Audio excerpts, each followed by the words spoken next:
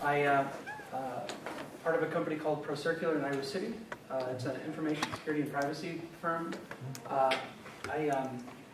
So before I get into this, everything I'm going to present on is not the opinion of Integrated DNA Technologies or any other biotech firm. I worked with a lot of biotech companies, so that slide's kind of important. These are my own opinions, man.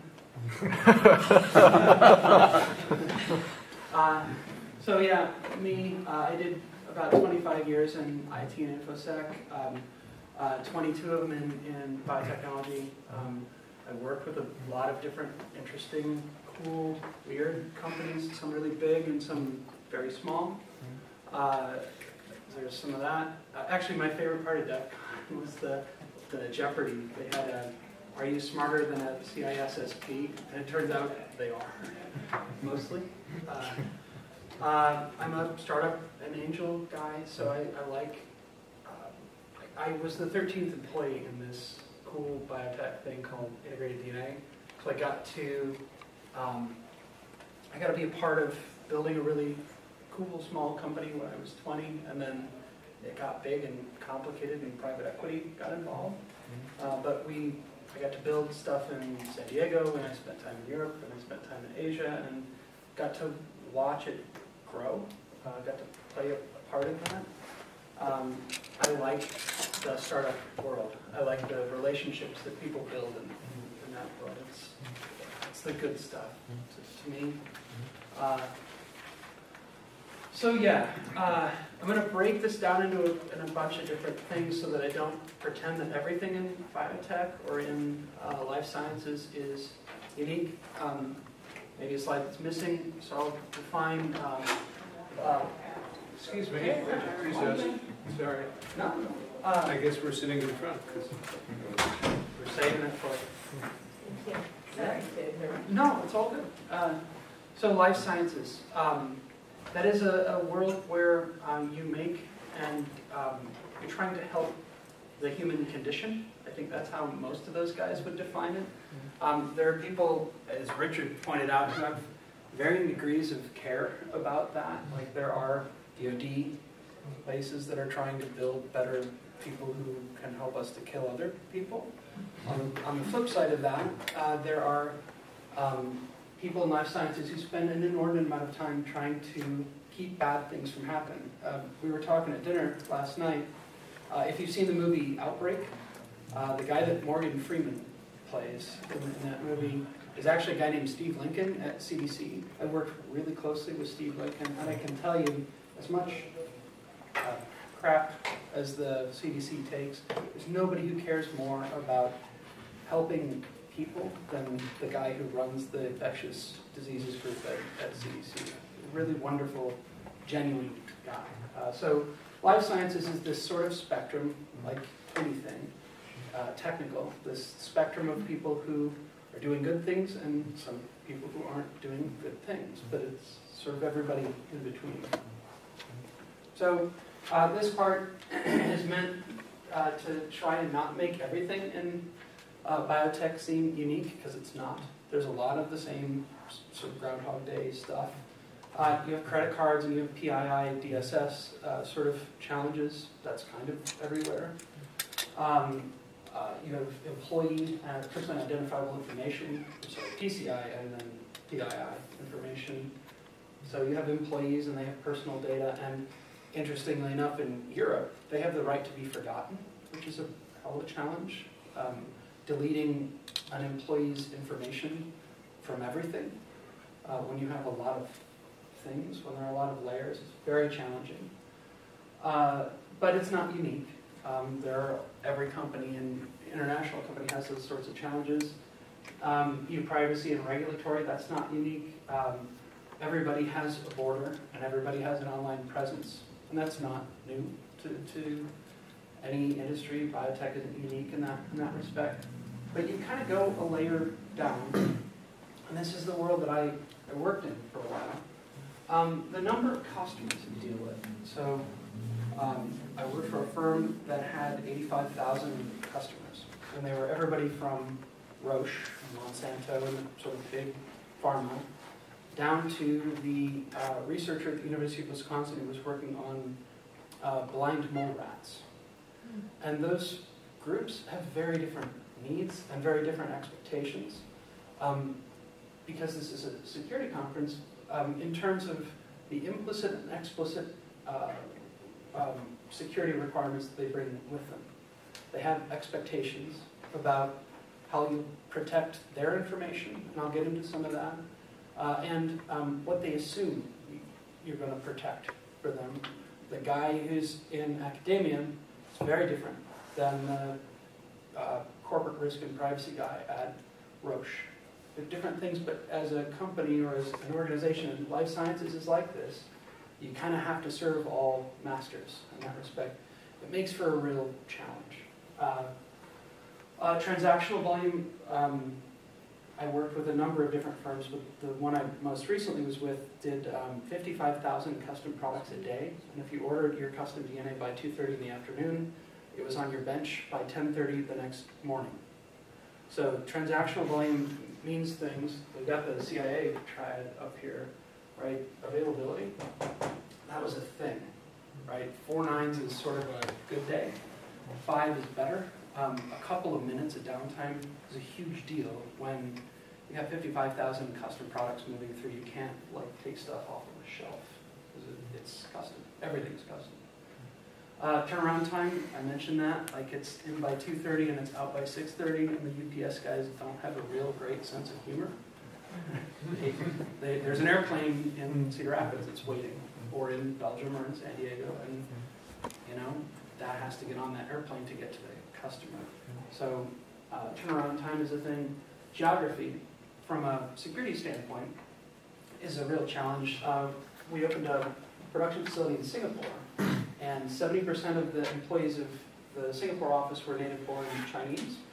From intellectual property, think like IDP, DLP perspective, they had different opinions about what is my property versus what is the company's property than people in the States tend to.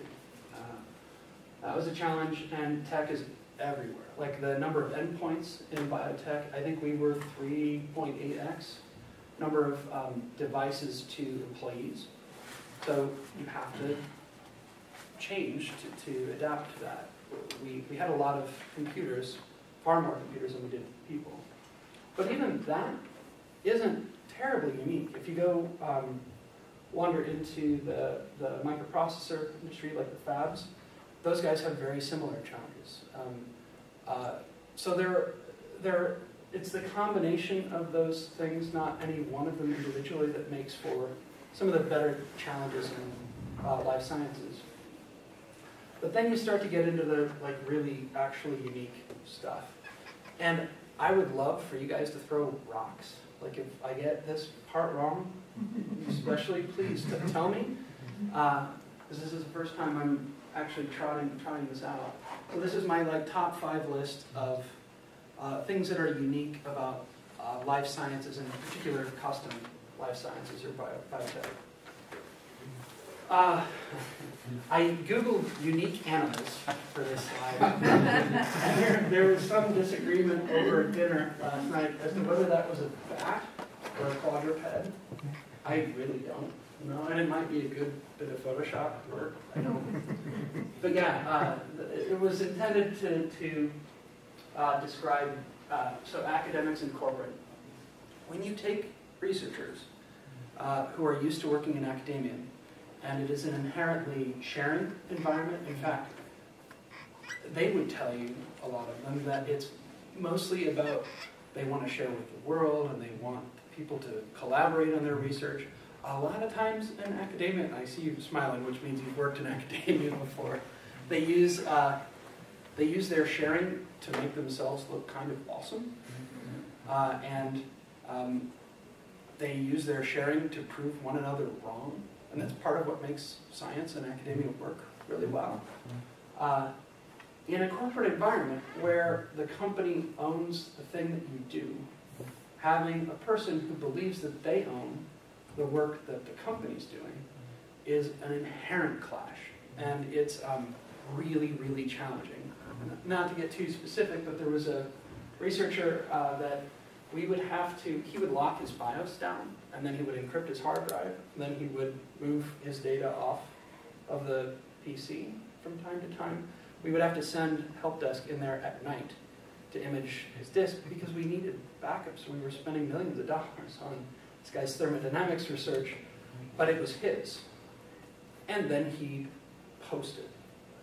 And when a company, when a corporation invests $1 million or whatever in thermodynamics research, they like to make use of those data as a result of that work. He did not get that. That's sort of the car crash that happens when you mix academia and corporate. I'm leaving ethics aside, because you can make all sorts of arguments. There's a spectrum there of whether information should be inherently free or whether it should be entirely controlled. In between those 2 points, the guys in academia tend to be more to the free variety, and corporations have, it's challenging to manage and to own that relationship, right? Number 4, yeah, and this is no secret to anybody in here, when your customers include Monsanto, when your customers include Roche, when your customers include like the top 10 list of Anonymous, it can make your life really interesting. You see guys showing up on the firewall that, if you worked in textiles, they might not show up nearly as often, right? Do they have a legitimate gripe with any of those customers? Sure, right? They're clients, but yeah. So anyway, whether you like them or not, if you're in InfoSec and work for a firm in life sciences, that's a challenge you have to deal with. And you have really smart people who are very pissed off, who want to do things to stop your customers from doing their work. Right? It's a really unique challenge. It does not happen in a lot of other industries. Like if you're selling shoes, people tend to get as pissed off about shoes as they do about GMO or diagnostics or whether or not drugs get to market fast enough.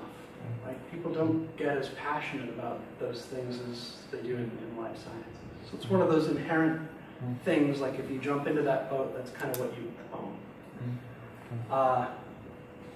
Customer diversity. Question. Yeah, please. Is that a new word, or did you leave out a VI? I'm sorry? Did you mean hacktivism? Yeah, so spelling is not my strength. Hacktivism? I could get 5 brownie points. Yeah. It's all for the low. You can just say it's new terms. A lot of people are using it. Hacktivism. Customer diversity is another challenge when you have, I mentioned this, but it's kind of unique when you have all the customers who are doing life sciences research or any kind of biotech R&D. You have a bunch of different needs and requirements and expectations and applications. And it's a similar thing, right? You get that order from a customer in just south of Shanghai. What they're doing with a custom oligonucleotide may be different than a customer who's at University of UW-Madison. Right? It's pretty clear what kind of work they're doing.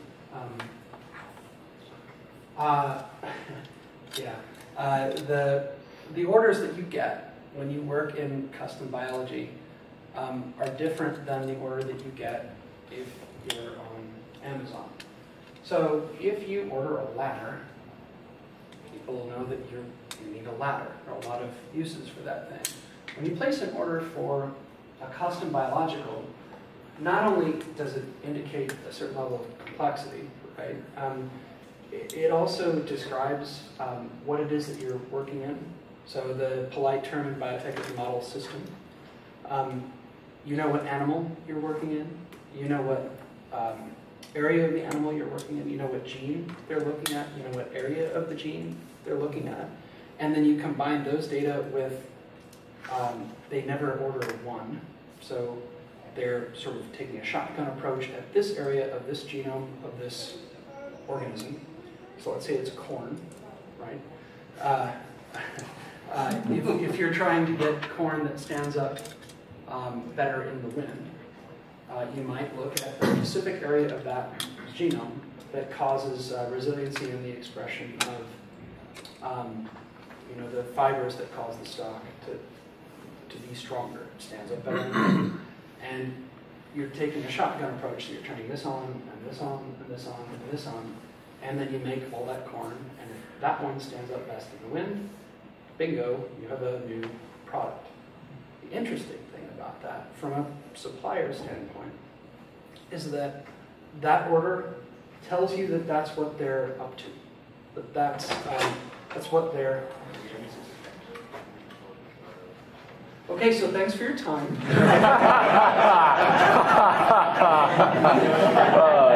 It's a good thing we got the previous conversation. And I assume you want me to cut. She's going to leave out the part where I said that none of this had anything to do with my prior. But what does that have to do with underwater basket weaving? Right. It's interesting you asked that question. So an order in biotech of a custom. This is just weird. I can't even hear you well on this thing, so don't worry about it. Just don't shoot the screen. No, I can't. So the thing about custom orders in biotechnology, it connotes the order, the product that they order itself connotes the application. That's really unique. So if you order a screw from Ace Hardware, you can use that for a lot of different things. You can bolt a window on. You might also screw that into a weapon. How do we know? And that was one of the big quandaries in our friends at that other group. How do we know when it's a screw that you're going to use to put a window into place, and how do we know that it's a screw that you're going to use in a firearm or in a whatever, right? The answer is it's really difficult to answer that question because what we were making is a really specific area. If you order a whole gene, it can tell you things about which organism is it in. Because one of the interesting things about life, we share most of our genome with pretty much everything else that grows or walks or flies or whatever. It's a very small part of our genome that is specific, that makes us human. But genes are a little different. And you know that there's a functional part of a gene that will describe, thank you. Thank you. We'll describe, let's say, Ebola. That's a very specific thing. And it's very easy to spot. And my group wrote really good software to identify, hey, that's Ebola, or it's part of Ebola that they're working on. Here's the thing, before you freak out about that, most of the guys that we get, all of the guys, I think we had one hit in 10 years, that were ordering things that read on pathogens. They're mostly guys who are trying to detect it, but in order to detect it, you have to be able to identify it, right? So in the same way that you would be able to pick up on, I don't know, a profile of a person that you thought was going to come rob your bank. You kind of want to picture what that person looks like. Genomics is really no difference. It's at a genetic level, but you need a picture of Ebola if you're going to figure out what Ebola is. You can pick that up when the order came in. So, an order, unlike ordering a ladder, is really descriptive of the kind of work that a customer is doing. Whether they're ordering corn something, or people something, or blind mole rat something. We do a lot of blind mole rat work at the University of Iowa, actually. And the other thing, and this is the reason for the bad crown jewels joke, it's the best I can do, because all the other, you should search crown jewels on Google. There are kids around. The thing, the corn example is a good one. If you can find a specific modification to a gene that allows corn to stand up in really, really heavy wind, that is a very valuable thing. That's like Pioneer's next 5 quarters, is they're going to sell this modified corn that isn't modified to poison you or anything. It just, you can make corn that if the wind is high, it stands up better and they can make more corn. millions or billions of dollars, and they would argue billions, relies on that order they just placed with you. So from an InfoSec perspective, protecting those data, just that order, is incredibly important, right? That's keep you up at night stuff. Do you have filters for the universe of known pathogens on your software? One of my good buddies, actually, you really like, Bob Dawson, he is a doctorate in critical analysis of Victorian-era literature, and was the former leader of a tank battalion in West Germany. His job was to be a speed bump when the Russians came. Yeah. A brilliant bioinformatics guy built that. So here are bad things, and this is how we find what bad things exist. Bob and I, we still work together at ProCircular. Like he's a guy that I call all the time. Like, hey Bob, help me. He's the guy, because I'm a little thick, and he's the guy that you call, like, I can't get my head around this problem. Here's the problem domain, and he will email you back, because he's a doctorate in Victorian-era literature, like 10 pages, and 8 different scenarios, 5 of which you've never even thought of, maybe 1 or 2 if you're really lucky. It's like, yeah, I thought about that, I thought about that. But the other 5, you know, and the other one, it's like, Bob, that'll never actually, it's not physically possible for that to happen in this. Does the filter also spot synthetic? I mean, there's somebody's working on developing a synthetic. I'm not a biochemist.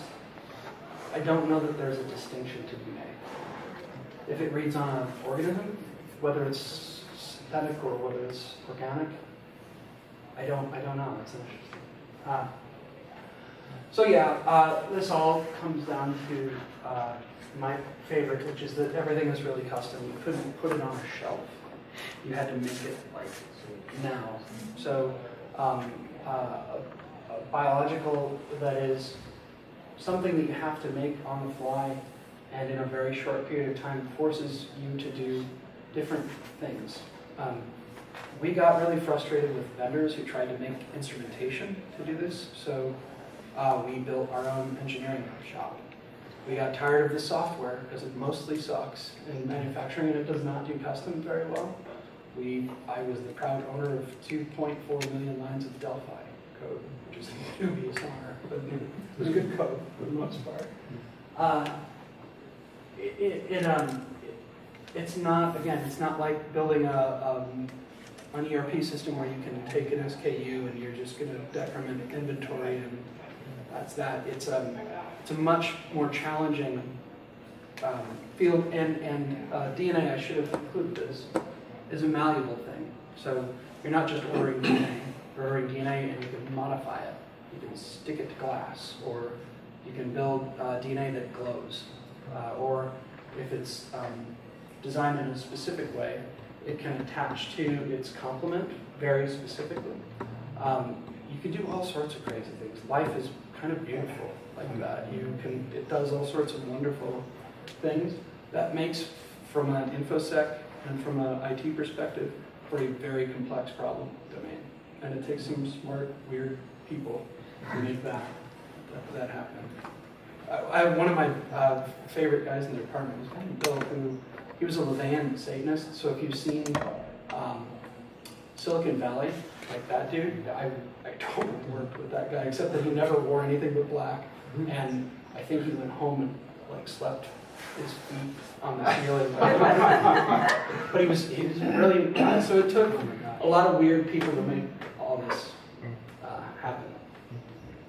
And from, again, to tie it back from an InfoSec perspective, all these things sort of combine to make a really interesting cauldron that built people who had a wide variety of experiences, that knew stuff in a lot of different problem domains, where you might have somebody who's a border person, or somebody who's a DLP person, or somebody who's in a very specific problem domain. You kind of had to know a lot about a lot, and biology. It's a tricky combination. So how do you fix any of this? There's the technical bit, and I'd love to tell you that was like the really hard part. But you know, Show how many people in here would call themselves like a technologist, like a infosec, you're a checkpoint or a firewall or a FireEye or a SIM? No? Yeah. So frankly, it's an awesome, wonderful, interesting part of it, but it's not really, if you're a big nerd, not really the hard part of it. Procedural, right? Don't do this. Let's teach people to do things in a way that doesn't cause us to ship that tube that's supposed to go to Monsanto to Pioneer. That's bad. You know, sort of working with people is the thing in life sciences, and treating people who work in life sciences like idiots is a big mistake. They don't like it. They're well educated, even like the folks that work in manufacturing or in shipping, they all have biochemistry degrees. So going in there and telling them, like, do it wrong, here's a procedure and shut up and do that, does not get you anywhere. They don't, I mean, they're intelligent, capable people. They don't handle that sort of shitty corporate thing very, very well. Yeah, it's people. So keeping people, not only explaining what you're supposed to do, but why it's important is the way that you actually get any of this done. It would be weird for people who came from outside of this world to come in and they're like, well, so, you know, what are you doing? Like, well, I was told to do it this way. It's like, didn't you ask? Like, what are you, you know, you didn't ask your manager. This seems sort of idiotic. If you breed a culture in biotech where people know to ask why, that's how you defend the gates. Because if you don't do that, then you lose. And in all the different ways that you can lose in this space. And there are upsides to all this terrible, like this horribly complicated problem domain, right? It's you get to learn about a lot of different cool things. If you're a geek and just sort of fascinated by everything, it's a great world to work in. If you're comfortable with the earth moving beneath you, and that's actually why I made the sort of full-time leap from life sciences to information security. It was very comfortable in that it's never the same. And I don't mean that from like I'm AD and I need some new thing. It means that the world redefines itself over and over and over again. Life sciences is a very similar thing, and if you like that, it's a great challenge. You know, the technology is awesome. You get to use a lot of cool tools and stuff. And you can get away with presentations that involve unicorns that shoot lasers. That one's actually shooting. There is the wall set. So yeah, that's kind of the thing. I know this is. I actually got in big trouble with HR once because I included one of my interview questions was, what's the airspeed velocity of an unladen swallow? And they're like, you can't use that anymore. I'm like, I get the most awesome interns out of that question because I know if they can't have an answer to that question, they answer it with the question, right? Well, yeah, African or European. African or European, right? So the hired. It was overly specific, and we would get people from the pack room who were like, I don't understand this question. Yeah, I'm really sorry. That's really culturally specific. You're right. It's funny, but it's kind of weeding out a whole group of people that aren't Python. Right? So yeah, any questions or observations? Please. What is the average airspeed velocity? I think it's species specific, but you'd have to consult our good friends from Cambridge, several of whom are no longer with us. Right? Yeah. Any other? In terms of protecting those proprietary requests, do you find yourself doing active defense a lot? In other words, are there, I know there's good people and bad people, like you said, but are there, you know, certain systems are hit all the time? Mm-hmm. Are you hit all the time? All the time. all the time, and it's mostly defense. You don't go on the offense. I actually just had this conversation with somebody a couple of days ago. In that world, sending beacons out, like to find out who's that guy who keeps causing problems, is a massive violation of a customer confidentiality or contract with that company. You can imagine like how happy Roche would be if they found out that we had given them something that they had taken back into their network that was reporting back, which IP address was trying to cause us trouble. They would care a lot less about the fact that that individual was trying to steal, was stealing from us. I don't mean pick Roche out, it's pick your random pharma company.